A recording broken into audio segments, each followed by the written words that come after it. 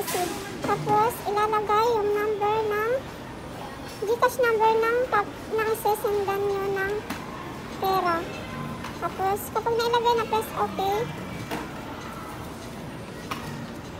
Press proceed pala.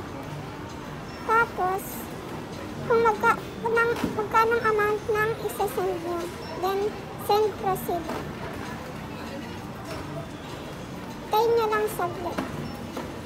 Verify your transaction. Tapos, pindutin yung pay cash kung through cash ang pagsasend nyo. Tapos, dito sa insert cash, lalagay nyo yung exact amount na isasend nyo through GCash. Exact amount lang guys, kasi hindi na pwede. Exact amount lang po, kasi hindi na siya pwedeng magbarya. Hindi na pwedeng magbarya ang machine.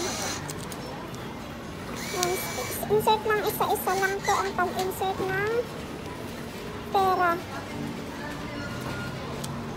Yan sa machine.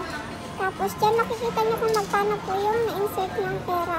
Total amount inserted. Tapos tatanong dyan kung gusto nyo kumuha ng receipt. Tapos dito lalabas na yung resibo. Ayan na po yung resibo. Thank you.